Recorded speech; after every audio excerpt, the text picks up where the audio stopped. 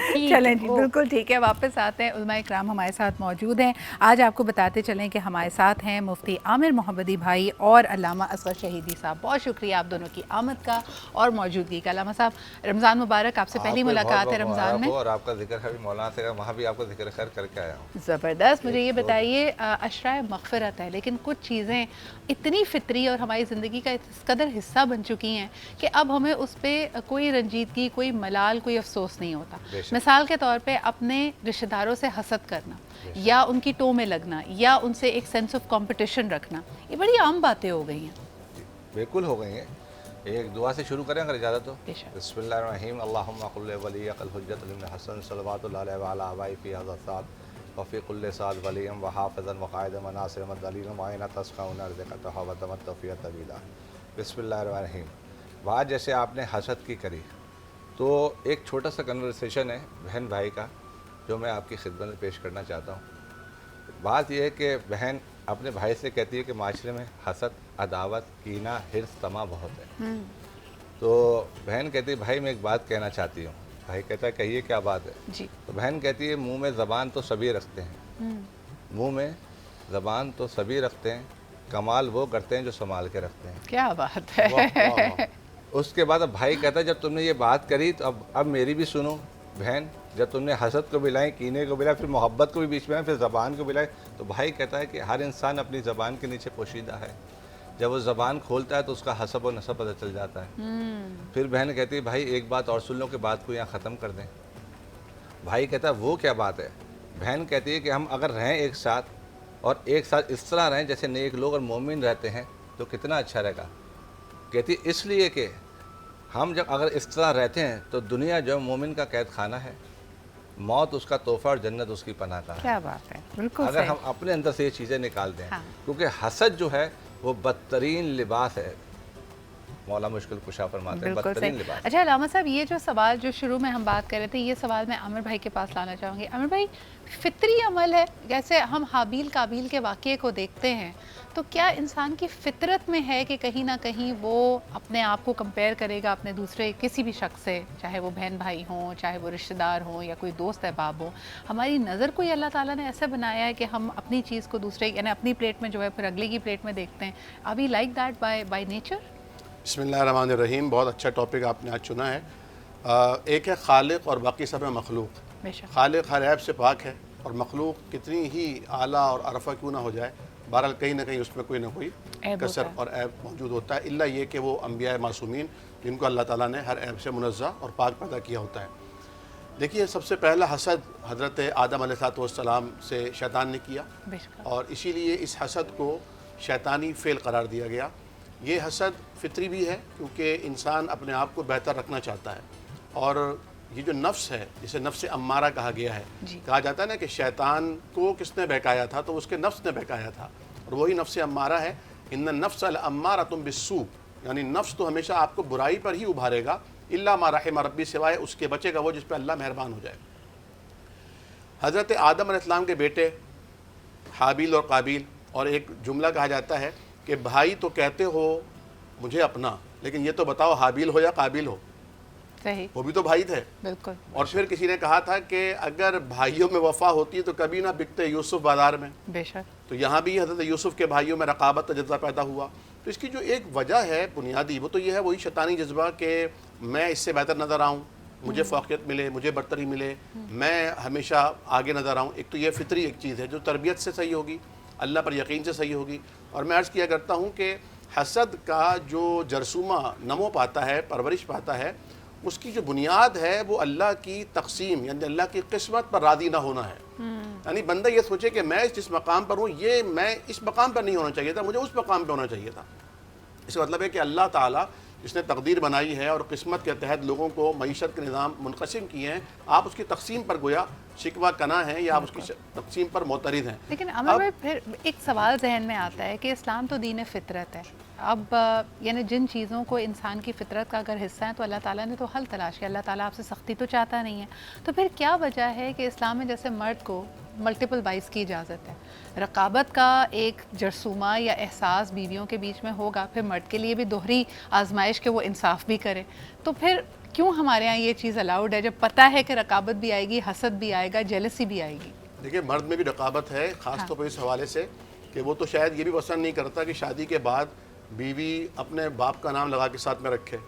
پہلے شناختی card change کراتا ہے کہ اس میں ولدیت کی جگہ زوجیت کا نام آنا چاہیے, شوہر کا نام آنا چاہیے, اور پھر میکے جانا, اور پھر بھائیوں کا اور بہنوں سے زیادہ محبت کرنا. ایون یہ کہ اگر وہ ماں سے زیادہ محبت کر رہی ہے اپنی, تو شوہر یہ چاہتا ہے کہ میری ماں سے اتنی محبت کیوں نہیں کر رہی ہو. تو یہ حالانکہ فطری چیزیں ہیں, اس کو ایڈمٹ کرنا چاہیے اور تسلیم کرنا چاہیے کہ ایسا نہیں ہو سکتا ہے. ساس ساس ہوتی ہے اور سگا بھائی ہوتا ہے, باپ باپ ہوتا ہے, شوہر ہوتا ہے, ہر ایک کا اپنی ایک وہ ہے.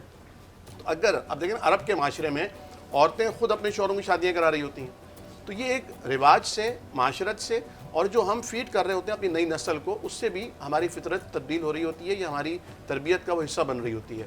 تو میں یہ کرنا چاہوں گا کہ ہم جب بچے پیدا ہوتے ہیں تو اب بھائی کا بھائی سے, یا بھائی کا بہن سے, یا بہن کا بہن سے بھی ایک رقابت کا جذبہ پیدا ہوتا ہے, جو بعد میں شعور کی حد تک پہنچنے تک شعوری طور پر تو ختم ہو چکا ہوتا ہے, لیکن لاشعور میں بہرحال موجود ہوتا ہے. لیکن لاشعوری کیا, ہم تو شعوری طور پہ دیکھتے ہیں. علامہ صاحب آپ کے پاس تو کئی لوگ آتے ہوں گے جب اپنے مسائل بیان کرتے ہیں, یا آپ سے کسی پتھر کی یا کسی جیم کی کہتے ہیں کہ بھئی ہلکے طور پہ دیں, تو اکثر تو وہ کہتے ہیں کہ بھئی اپنے بھائی بہنوں سے اچھا مجھے رکھا جائے, زیادہ مال و دولت مل جائے, زیادہ مجھے لوگ پسند کریں, زیادہ میری طرف مائل ہوں. ایسے سولوشنز آپ سے لینے کے لیے آتے ہوں گے لوگ؟ بالکل آتے ہیں, بالکل آتے ہیں. میں تو یہاں تک کہتا ہوں کہ اگر ہم کسی کے ساتھ اچھا کرتے ہیں تو دوسرا کہتا ہے یار تم علامہ آپ اس کو دعا دے رہے ہیں. میں نے اس کو دعا دی مفتی صاحب, تو وہ مجھ سے پلٹ کے پتہ کیا کہتا ہے, ایسے کونی مار کہتا کہ بلا اگر دعا لگی ہم تو وہیں بیٹھیں گے تو ترقی کر جائے گا. اوہ گاڈ. حسد کا تعلق اور عداوت کا تعلق اتنا ہے کہ ہر بات پر حسد ہے, یہ نہیں کہ کسی ایک بات پر حسد ہے. اب خدا کہہ رہا ہے کہ اگر اللہ کسی بھی بندے پر مثال کو اس پہ کوئی دشمن مسلط کرنا چاہتا ہے تو اس کو ایک حاسد اس پہ مسلط کر دیتا ہے ہر وقت. کسی پہ بھی اگر کوئی اللہ کس بندے پہ کوئی مسلط کرنا چاہے کوئی دشمن, تو اس پہ حاسد مسلط کر دیتا ہے. یہ سنیں آپ. تو بات یہ کہ حسد ہو یا عداوت ہو یا کینہ ہو یا طمع ہو, ہمیں ہر اسٹیج پہ ملتی ہے. بالکل صحیح. علامہ صاحب لیکن پھر ایک سوال ہے, مجھے بتائیں کہ بے انتہا اور شدید محبت حسد میں کیسے تبدیل ہوتی ہے؟ اکثر آپ دیکھیں نا کہ کسی شخص سے آپ بہت محبت کرتے ہیں, لیکن اگر آپ کو پتہ چلے کہ آپ اس کو حاصل نہیں کر سکتے, یا آپ کی اپنی مرضی کے مطابق حل نہیں نکلے گا, آپ کی اس سے شادی نہیں ہوگی, یا وہ آپ کے ساتھ ایک تعلق اپنا نہیں بنائے گا, تو آپ اسی سے اتنی نفرت کرتے ہیں, اتنا حسد کرتے ہیں, اس کی خوشی کو ختم کرنے کی کوشش کریں. یہ کیسے ہوتا ہے؟ یہ بالکل ہے. ہم مثال کے طور پہ یہاں سے بھی مفتی صاحب جیسے بات کی, ہم اگر کسی کو پسند نہیں کرتے ہیں اور ہماری وائف ہے, ہم جیسے وائف ہے, اگر ہماری وائف سے ہم بہت محبت کرتے ہیں اور ذرا سا بھی اس میں جھول آ جائے, وہ کسی سے بات کے لیے, تو وہ بھی ہمیں ناگوار گھس جائے گا. کیونکہ ہم ہر چیز پہ حسد کو دیکھتے ہیں, ہم اس کو کمپیئر کرتے ہیں ہر چیز پہ. اور جس طرح عامر بھائی بہت سارے لوگوں کے آستانے تو اسی بات سے چل رہے ہیں, محبوب آپ کے قدموں میں. محبوب آپ کے قدموں میں. میں عرض کروں سترہ بہن, دیکھیں محبت یہ ہے ہی نہیں کہ جو اگر آپ کو نہیں ملا تو آپ پھر اس سے حسد کرنے لگیں یا دشمنی کر لیں. محبت تو اصل میں یہ ہے کہ اگر وہ نہیں ملا ہے تو بھی آپ اس کی بھلا سوچیں, آپ اس کی بہتری سوچیں, دعاؤں میں اس کو یاد رکھیں. محبت تو اصل میں یہ ہے. اور یہ دنیا سب کچھ, یعنی اگر دنیا میں آپ کا من چاہا سب کچھ مل جائے تو پھر تو جنت ہو گئی نا. دنیا تو نہیں ہوئی, تو دار الامتحان ہے. دانا ہمیشہ کہتے ہیں کہ اگر آپ کے دل کی ہو تو شکر ادا کرے, اور من کی نہ ہو تو زیادہ شکر ادا کرے, کیونکہ وہ ہو رہا ہے جو رب کی رضا ہے. ایک کالر ہمارے ساتھ ہیں, آئیے ان کی بات سنتے ہیں. ہیلو, السلام علیکم. وعلیکم السلام, میں اشرف بات کر رہا ہوں کراچی سے. وعلیکم السلام. جی اشرف, سوال تھا, کیا یہ انسانی فطرت میں شامل ہے حسد؟ جی. اچھا, پھر یہ دیکھا گیا ہے کہ بعض اوقات چھوٹی عمر کے بچوں میں بھی آپس میں حسد کی ایک کیفیت ہلکی سی جھلک نظر آتی ہے. اس کی وجوہات پھر آگے بڑھ کے میں نے یہ دیکھا ہے کہ اگر ماں باپ کے تعلقات اپنے بچوں کے ساتھ تفرقے میں ہوں تو بھی حسد بڑھ جاتا ہے. بالکل. کیا حسد جو ہے ختم ہو جاتا ہے یا یہ چلتا رہتا ہے؟ کیونکہ میں ہاں یہ چلتا رہتا ہے کہ آدمی چلے. مجھے ایسا لگتا ہے کہ حسد ایک جذبہ ہے, باقی سارے ایموشنز کی طرح ایک ایموشن ہے, جہاں کہیں نہ کہیں آپ کو ایکسٹرنل ویلیڈیشن کی ضرورت ہوتی ہے. اگر آپ اپنے بھائی سے حسد کر رہے ہیں تو اس وقت آپ اپنے والدین کی یا کسی رشتہ دار کی یا گھر والوں کی دنیا کی توجہ چاہتے ہیں. آپ اندر سے اپنے آپ کو جب کھوکھلا محسوس کرتے ہیں تب آپ کے اندر حسد کا ایک جذبہ ابھرتا ہے, بیکاز آپ سمجھتے ہیں کہ دوسرے کے پاس وہ ہے جو آپ کو چاہیے. تو اللہ کی تقسیم میں جیسے ابھی مفتی بھائی بڑی زبردست بات کر رہے تھے, آپ راضی نہیں ہو پا رہے ہوتے. لیکن اس کا طریقہ یہی ہے کہ آپ اپنے اوپر کام کریں, اللہ سے رجوع کریں, آپ کے اندر جو اچھائیاں ہیں اس کو ابھاریں, بجائے اس کے کہ دوسرے کی تقلید کرنے کی آپ کوشش کریں. بچا ہے میرا بس یہ سوال تھا, میں نے دیکھا ہے کہ یہ حسد جو ہے نا, کیا یہ بڑی عمر میں بھی جا کے میں نے دیکھا کہ جیسے ایک چینل ہوتا ہے نا کسی کا, وہ آن ہو جاتا ہے, پھر اس کے اندر وہی چیز آ جاتی ہے جو حسد کی ہوتی ہے. اچھا, یہ آپ نے بڑی اچھی بات کی, اور یہ سوال میں ہمارے اسکالرس کے پاس لے کے آتی ہوں. بہت شکریہ کال کرنے کے لیے.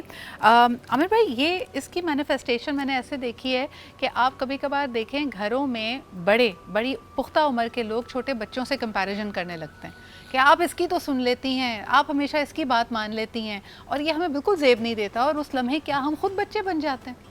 بالکل ایسا ہی ہے, اور اس کی جو بنیاد ہے وہ بچپن سے ہی شاید پڑتی ہے, کیونکہ بچپن میں جب کسی کو کسی پر فوقیت دی جا رہی ہوتی ہے, عموماً ایسا ہوتا ہے ہمارے گھروں میں, ہماری فیملیز میں, کہ ایک بچہ اگر پڑھنے میں اسٹڈیز میں اچھا ہے اور وہ باقی چیزوں میں اگرچہ اچھا نہیں ہے, لیکن اس کی اسٹڈیز کو اتنا ہائٹ کیا جاتا ہے, ہائی لائٹ کیا جاتا ہے کہ وہ دوسرے بچے کو اس سے نگلیکٹ کرنے کی کوشش کی جاتی ہے کہ دیکھو اس کے اتنے اچھے نمبرز آئیں. حالانکہ یہ بالکل آسان سا فارمولہ ہے کہ شیر جو ہے وہ اتنا طاقتور ہے, لیکن وہ ہرن کی طرح نہیں بھاگ سکتا ہے, وہ زرافہ کی طرح بلند نہیں ہو سکتا ہے. اس کے آگے اگر آپ جو ہے وہ فروٹ رکھ دیں تو وہ فروٹ کو اس کے لیے بالکل زیرو ہے. تو حالانکہ فروٹ کتنی اہم ترین چیز ہے, تو ہر ایک کے لیے اللہ تعالیٰ نے الگ ایک مدار رکھا ہے, الگ اس کا ایک دائرہ ہے, الگ اس کی ایک دنیا ہے, اور وہ اپنی دنیا کا ہیرو ہے. تو یہ تسلیم کرنا چاہیے کہ اللہ نے کوئی چیز بیکار پیدا نہیں کی, اور جب اللہ نے کہا لقد خلقنا الانسان فی احسن تقویم, ہم نے ہر ایک کو خوبصورت پیرائے میں پیدا کیا, تو ہر ایک اللہ تعالیٰ کا چہیتا بھی ہے اور اللہ تعالیٰ کا پیارا بھی ہے, اسے اس کی نظر سے دیکھنا چاہیے. اچھا, بڑی انٹرسٹنگ بات مجھے یہ لگتی ہے کہ ہم اکثر حسد سے اللہ تعالیٰ کی پناہ جب مانگتے ہیں تو سورہ فلق کی تلاوت کرتے ہیں, اور اس میں کہا گیا بڑا کلیئرلی, اور حسد کرنے والے کے حسد سے, حاسد کے حسد سے مجھے پناہ دے. ہم اکثر یہ سمجھتے ہیں کہ لوگ ہم سے حسد کر رہے ہیں, جبکہ آپ اگر اس آیت کے مفہوم کی طرف بھی دیکھیں تو اللہ تعالیٰ نے کہا کہ ہم جب خود بھی حسد میں مبتلا ہو جاتے ہیں تو اپنا بہت شدید نقصان کر رہے ہوتے ہیں. تو نہ صرف وہ حسد جو ہماری طرف ڈائریکٹڈ ہو, بلکہ جب ہم خود حاسد بن جائیں, اللہ تعالیٰ دونوں صورتوں میں ہمیں پناہ دے.